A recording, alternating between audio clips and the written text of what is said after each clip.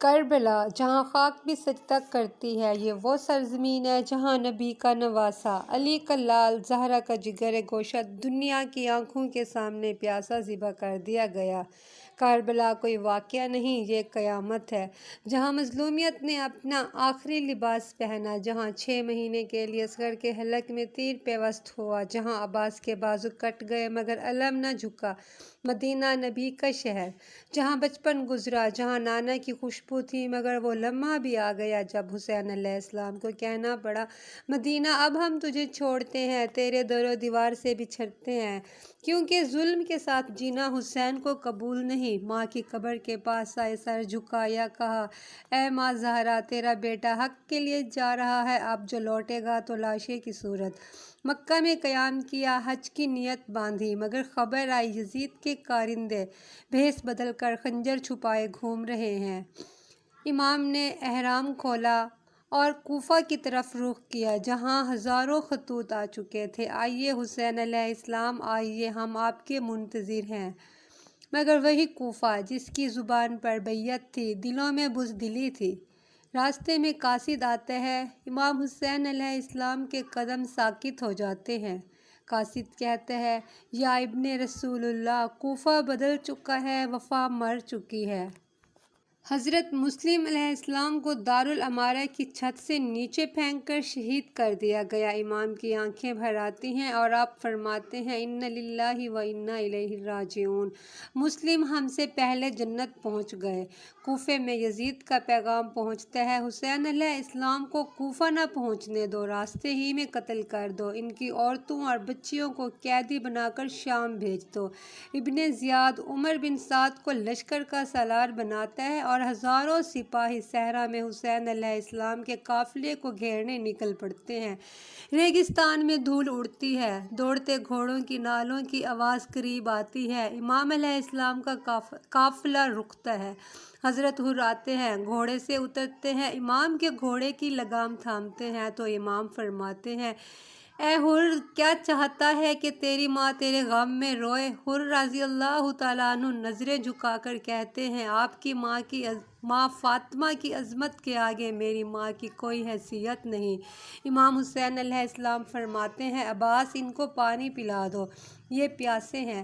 چلتے چلتے امام علیہ السلام کا ذوالجناح ایک جگہ رک جاتا ہے۔ امام فرماتے ہیں، عباس، یہ کون سی جگہ ہے؟ لوگ بتاتے ہیں یہ کربلا کی زمین ہے۔ امام فرماتے ہیں، یہی وہ مقام ہے جہاں ہماری قربانی لکھی جا چکی ہے۔ امام زمین خریدتے ہیں، اس کا نام جاگیر علی اکبر رکھتے ہیں اور فرماتے ہیں، یہیں خیمے لگاؤ، ہمیں یہاں قربانی دینی ہے۔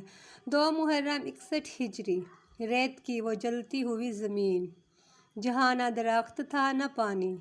قافلہ حسین علیہ السلام نے پڑاؤ کیا، دشمن نے پانی بند کر دیا، چھوٹے بچے خیموں میں تڑپنے لگے۔ علی اصغر کے ہونٹ سوکھ گئے، عورتیں اپنے دامن بھگو کر بچوں کے لب تر کرنے لگیں۔ امام نے پیغام بھیجا، ہم لڑنے نہیں آئے، ہمیں پانی دو۔ جواب آیا، بیعت کرو یا پیاس سے مر جاؤ۔ حضرت عباس علیہ السلام، شیر علی، جب بچوں کے پیاس سے ہلتے لب دیکھے تو مشک اٹھائی، نہر فرات میں اترے، ہاتھ ڈالا مگر پانی نہیں پیا۔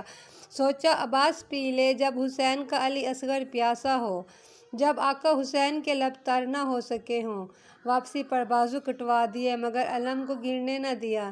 جب امام نے عباس علیہ السلام کا لاشا دیکھا، صرف اتنا کہا، اب میری کمر ٹوٹ گئی۔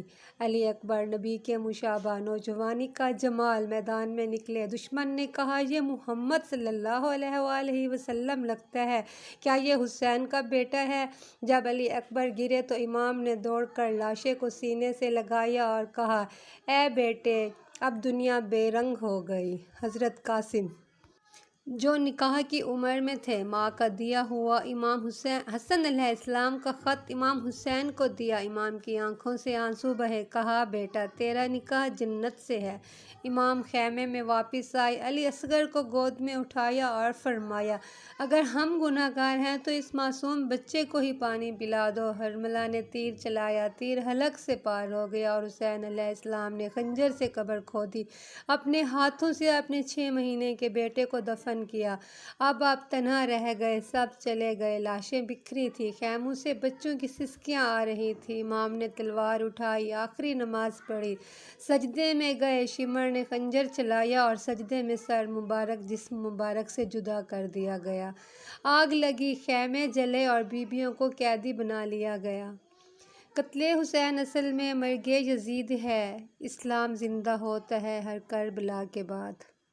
صلی اللہ علیہ وآلہ وسلم۔